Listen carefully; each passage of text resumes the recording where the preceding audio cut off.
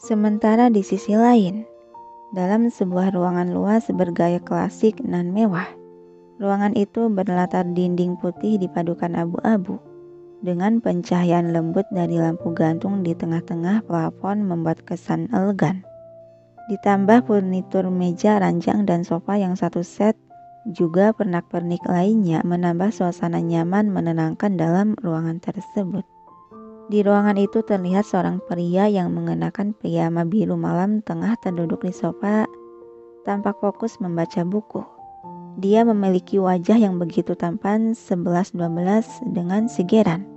Rahangnya yang kokoh terpahat tegas, dengan hidung mancung, bibir merah tebal, serta bola mata berwarna hazel sipit terkesan misterius itu membuat para kaum hawa yang bersitatap dengannya akan dimabuk kepayang terlena oleh ketampanannya.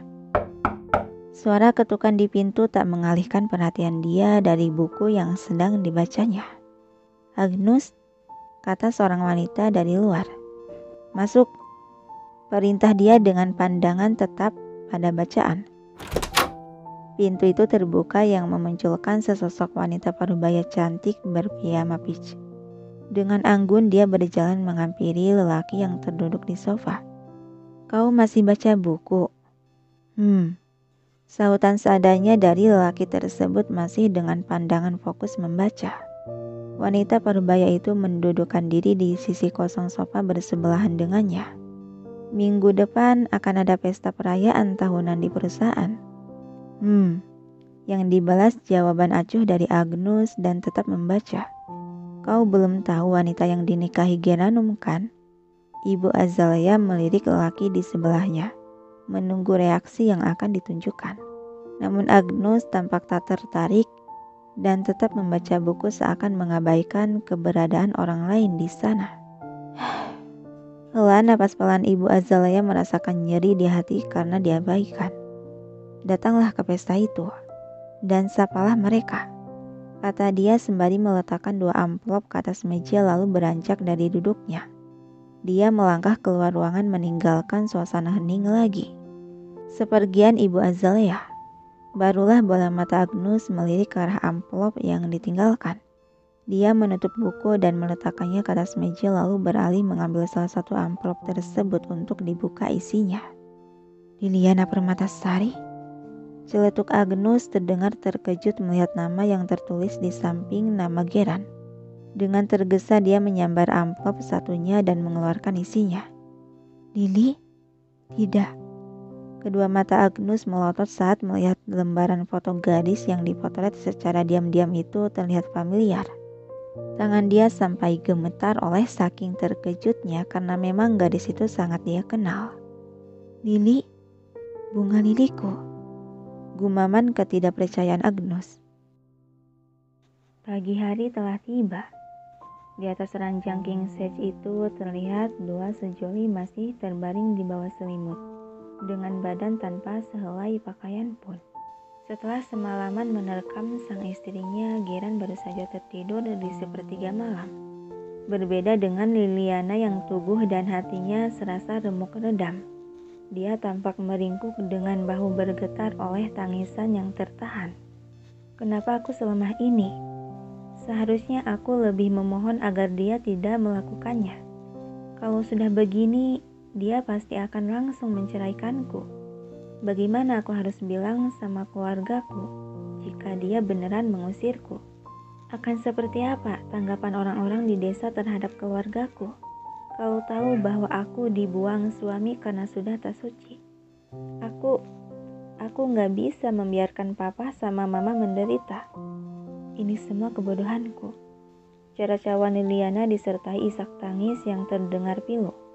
Geran yang mendengar isak tangis itu perlahan kedua matanya mengercap hingga terbuka yang langsung berhadapan dengan punggung polos sang istri. "Liana." Suara serak Geran mengucek mata untuk memperjelas pandangannya. Dia beringsut mendekati gadis yang membelakanginya itu. "Liana?" Panggilan Geran lembut sembari menyentuh pundak Liliana. Namun gadis itu tak bergeming sama sekali dari posisinya, malah semakin meringkuk dan mengedikan bahu. Isak tangis yang tertahan kembali lolos dari bibir kecil Liliana. Dan Geran yang menangkap jelas suara tangisan itu seketika alis dia mengernyit merasa telah bersalah. Dia menangis. Kenapa? Apa semalam aku terlalu kasar padanya? Batin Geran teringat lagi kejadian panas semalam yang memang dia telah menyerangnya secara agresif tanpa ampun. Dengan lembut lagi Geran menyentuh bahu polos gadis itu yang masih bergetar. Liana, apa kamu akan menceraikanku sekarang juga? Serobot Liliana. What? Terkejut bercampur bingung Geran dengan yang didengarnya. Liana, jika iya, tolong beri aku waktu. Selama 6 bulan saja, setelah itu baru kamu boleh menceraikanku dan mengusirku. Ucap Liliana memotong ucapan lagi membuat Geran bertambah bingung dan terkejut. Dia memegang bahu istrinya lagi. Apa maksudmu, Liana? Cerai? Kau? Tiba-tiba Liliana bangkit dari tidurnya dan terduduk masih membelakangi dengan kepala tertunduk dan menarik selimut untuk membungkus tubuhnya. Apa waktu 6 bulan terlalu lama? Baiklah, 3 bulan. Biarkan aku di sini selama 3 bulan saja. Aku janji akan hidup bagai orang gaib di rumah ini dan tidak akan mengganggu kehidupanmu. Atau jika ingin aku akan... Liana! Sentakan Geran yang semakin tak mengerti dengan apa yang sedang dibicarakan. Dia memegang lengan gadis yang masih tertunduk itu. Cerai, cerai, cerai. Apa maksudmu berkata seperti itu, ha? Kau sangat ingin bercerai denganku. Kembali pundak Liliana bergetar oleh tangis, membuat Geran merasa tak tega dan panik. Yang segera dia melepaskan pegangannya di lengan gadis tersebut. Hei, apa ini menyakitimu lagi? Tatapan Geran terlihat bingung, gelisah, resah bercampur emosi yang tertahan. Tangannya terulur menyentuh pelan sisi wajah gadis yang tertunduk itu. Liana, bukankah kau akan menceraikanku saat ini juga? Ucapan tersebut seketika membuat Geran tertegun sejenak. Lalu dia menghembuskan napas panjang. Liana, kenapa kau berkata begitu terus? Apa karena semalam... Maaf, celetuk Liliana dengan kepala tertunduk sampai rambut panjangnya menutupi seluruh wajahnya. Maaf, bingung Geran menatap heran. Oh, benar. Aku harus minta maaf karena telah membohongimu. Celetuk Liliana lagi memotong ucapan membuat alis Geran mengernyit menatap bingung. Aku benar-benar minta maaf.